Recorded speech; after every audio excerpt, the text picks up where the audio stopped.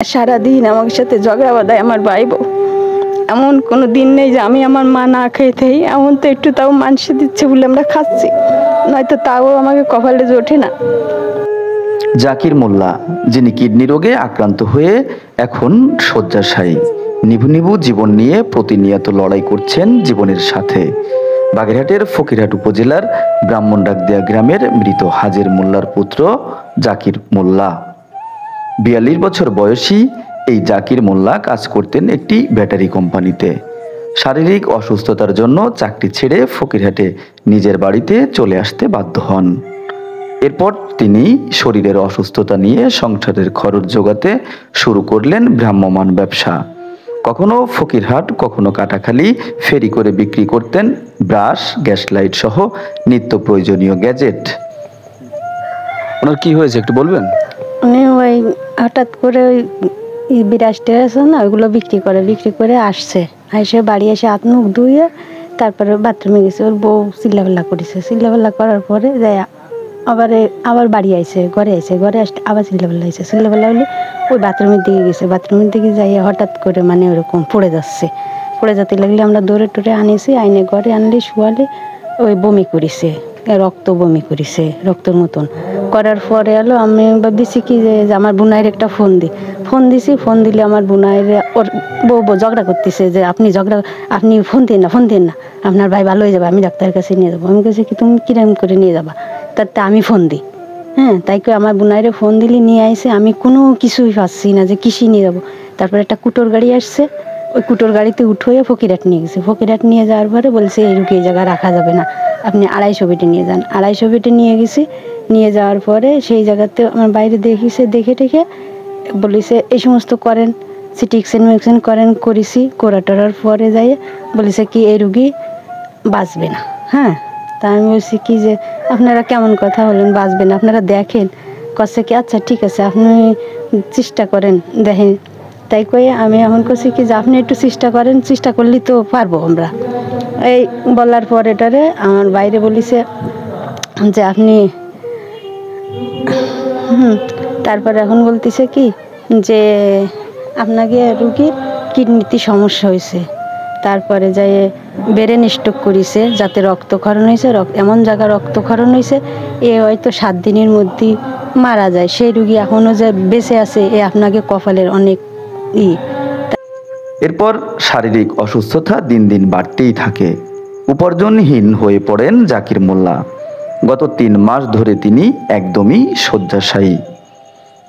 এমন কোনো দিন নেই যে আমি আমার মা না খেয়ে থাই। এমন তো একটু তাও মানুষে দিচ্ছে বলে আমরা খাচ্ছি, নয়তো তাও আমাকে কপালে জোটে না, বুঝছে।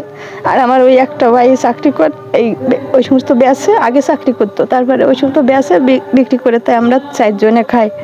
উপার্জন করতে না পারায় স্ত্রীর সঙ্গেও লেগে থাকতো ঝগড়া আর পারিবারিক কলহ। একদিন স্ত্রীও তাকে ছেড়ে চলে যান তার বাপের বাড়ি। সারাদিন আমার সাথে ঝগড়া বাঁধায় আমার ভাই বউ। তা আমার ভাই বউ আমার সাথে থাকতে চায় না, বুঝছেন। সব সময় একভাবে ঝগড়া বাঁধাতেই থাকবে। এখন সে কোথায় আছে? সে বাপের বাড়ি আছে। ডিভোর্স হয়েছে নাকি? না, এমনি বাপের বাড়ি রাখিছি। আর ডাক্তারে বলেছে ওর সামনে কোনো চিল্লাপাল্লা করা যাবে না, কোনো কথা বলা যাবে না, সেই হিসেবে। রোগী কি নিজের চিকিৎসার জন্য পিতার রেখে যাওয়া সম্পত্তি বিক্রি করার চেষ্টা করেন তিনি, কিন্তু তাতেও যেন আরেক বিপত্তি। এত বছর পরে তিনি জানতে পারেন অনেক আগেই তার আপন চাচা দাদার কাছ থেকে ছলছাতুরি করে সকল জমি লিখে নিয়েছেন। জাকির মোল্লার পিতা হাজের মোল্লা ওই সম্পত্তির মালিক নন। বিষয়টি চাচার কাছে জানতে চাইলে চাচাও তাকে বাড়ি থেকে বের করে দেন। এরপর ঠাঁই মেলে মায়ের অংশ হিসেবে নানা বাড়ির 4 শতক জমির উপর একটি কুড়ে ঘরে। আমি আমার মা, আপনারা আমরা এখন 3 জন আছি। আর আমার বাইরে আবার একটা ছোট একটা বাচ্চা আছে, সে কোথায়? সেও তারে নিয়ে গেছে। বর্তমানে জাকির মোল্লার মাতা লাইলি বেগম ও বোন লিপি খাতুন 3 জনেই একই ঘরে বসবাস করেন। পার্শ্ববর্তী একটি প্রবাহমান রাক্ষসী খালও কেড়ে নিয়েছে সেই 4 শতক থেকে খানিকটা জমি। কথায় আছে, বিপদ যখন আসে তখন চারিদিক থেকে আসে। একে তো কিডনি রোগী, তার উপর করেছেন ব্রেন স্ট্রোক। নিজের শারীরিক অসুস্থতার মধ্যে হলেন অধিকার বঞ্চিত পিতার সম্পত্তিতে। অন্যদিকে পরিবারের উপার্জন করার মতো নেই কেউ, অর্থাভাবে চিকিৎসা করাতে পারছেন না। আর দিনকে দিন নিভে যাওয়ার উপক্রম হয়েছে জাকির মোল্লার জীবন প্রদীপ।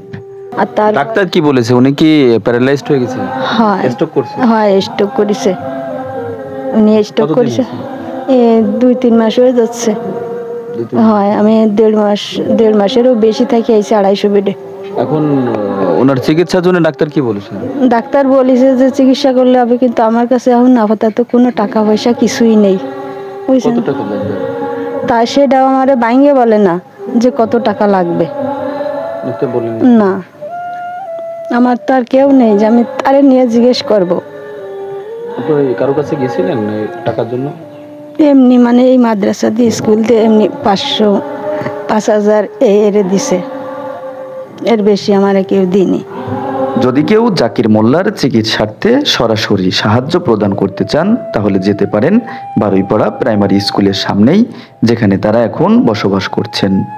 যারা বড় লোক আছে, বড় ভাইরা, তারা আমার বাইরের চিকিৎসা করানোর জন্য কিছু আবেদনপত্র করতেছি, যাতে আমার বাইরের চিকিৎসা ভালো হয়।